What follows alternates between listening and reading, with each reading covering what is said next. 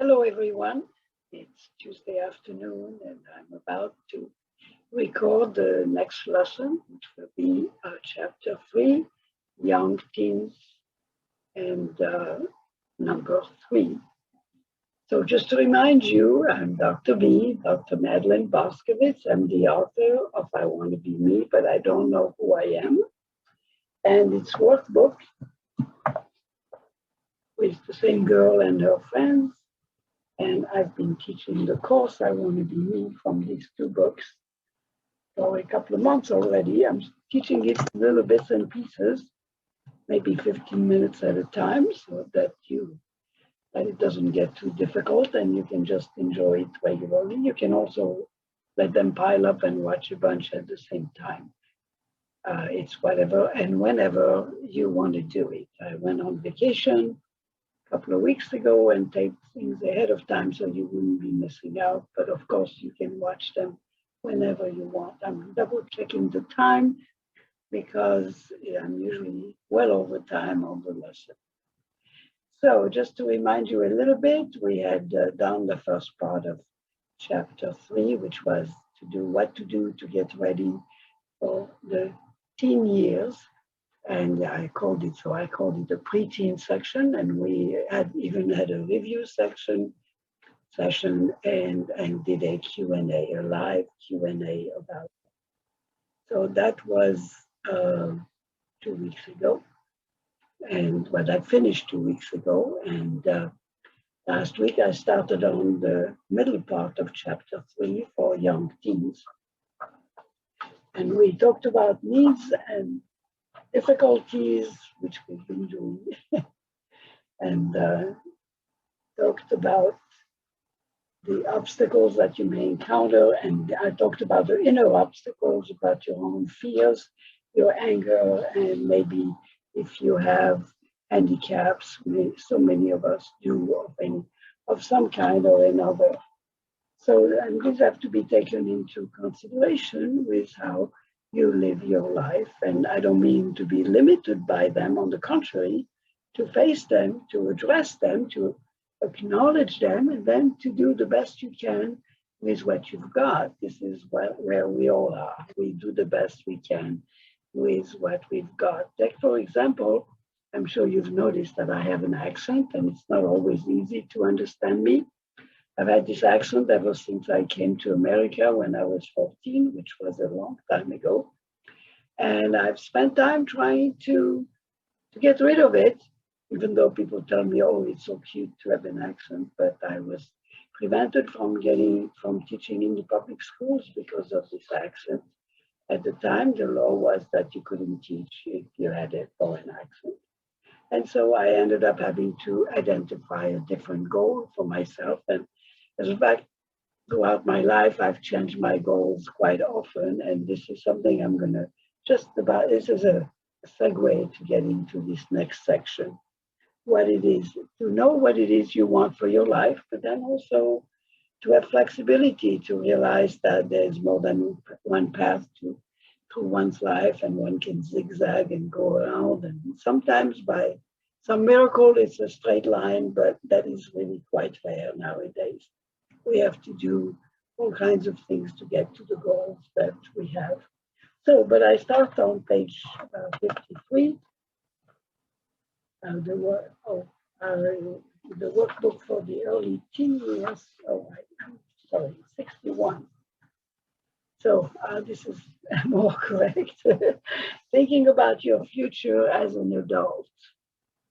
So, and then I'm going to share the screen here and show you what that looks like and read it with you at the same time.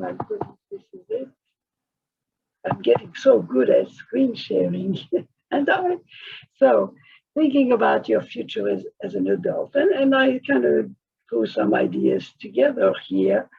So maybe you have a dream about what you want to do. Maybe you have a solid idea of the person you want to become, but maybe not. Do you have a plan for how to get there? Do you have any idea of what it takes to fulfill your dream? And all these things are, of course, to be learned along the way.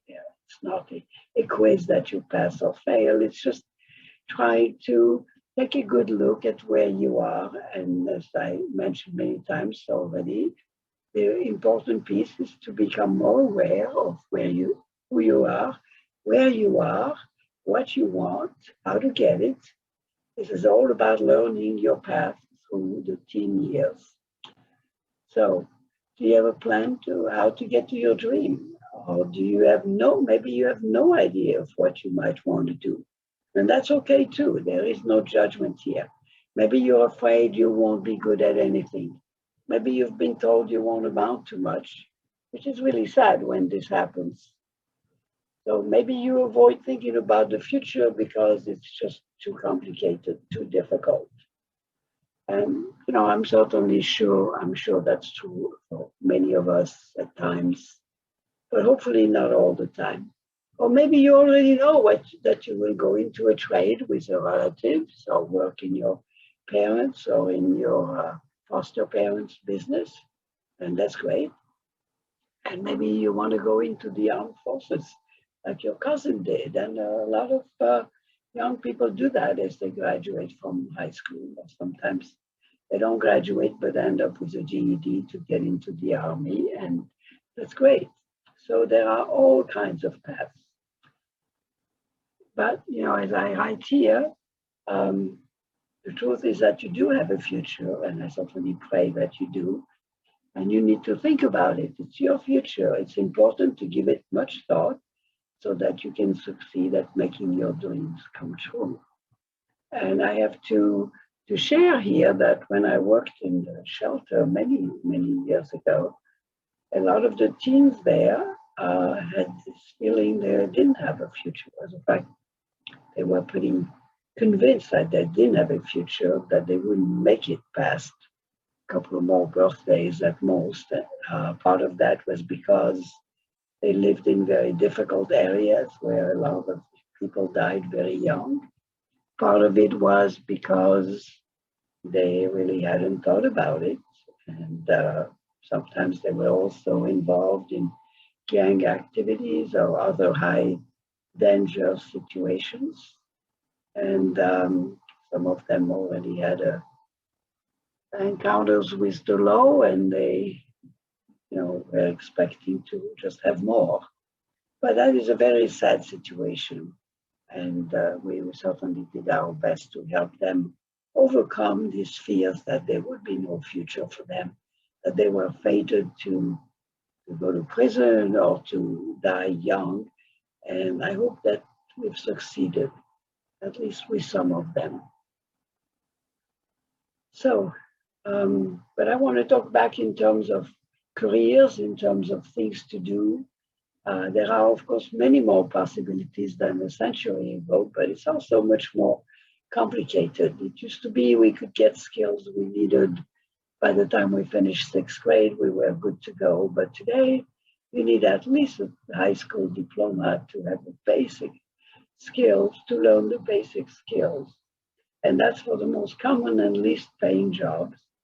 So if you want to go further, you need to go to a technical school or junior college, and maybe go to college and get a degree to make a better living.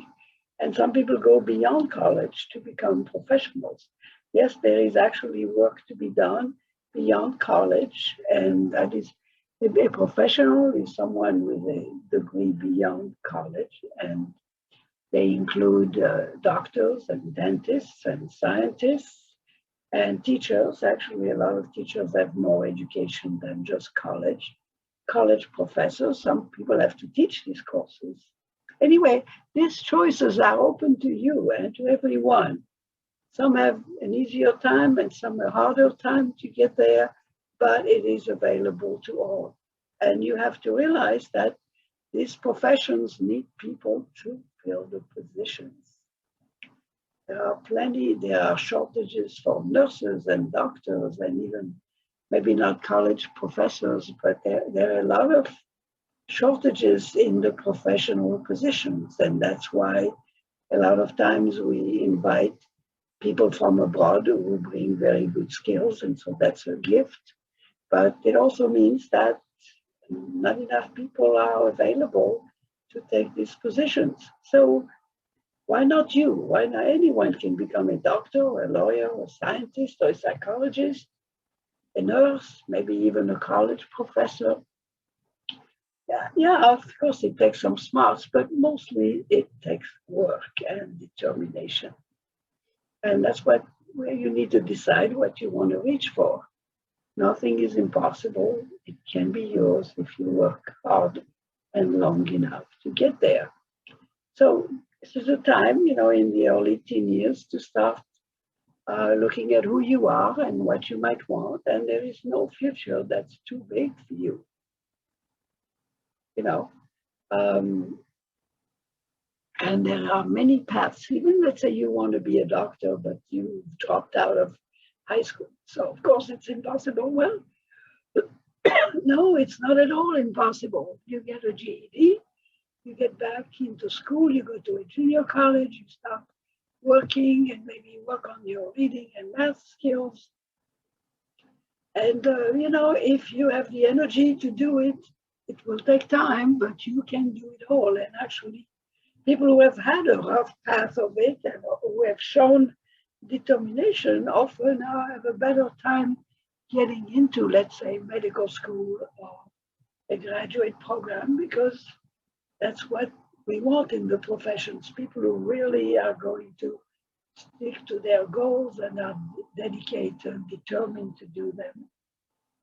So I want to get back to math and language. I know you don't want to hear it, but I cannot repeat it enough. It is the most important thing. And in the earlier part of this chapter, I really encouraged you to have caught up with those skills, whatever it takes, and to have learned to participate in class and ask questions and give answers and go to after school uh, options and before school options, but those are the skills that will open the doors for you. There is absolutely no doubt. And the lack of these skills will close the doors, but you have your whole life to get them. So even if you graduate or don't graduate and end up doing different work for 10 years, you can go back and get a GED and get going. There are so many paths to goals. It's not just, if you didn't do the perfect student thing in your, junior high and high school. No, I mean, that's one path. And in some ways it's the easier path, but there are many other paths. And a lot of people have succeeded despite difficulties when they were very little or even not so little. So again, to review, do you get what you need to make sure that your academic performance is up to date, it's up to par? And, and while you are working on these skills, you may discover that you like them and maybe even enough to think about it for the future. Maybe you want to become a mathematician or a science, because when we get good at something, we tend to like it. We only hate it when we're not good at it, but we can get good at it. And so, there are many paths, and here I use the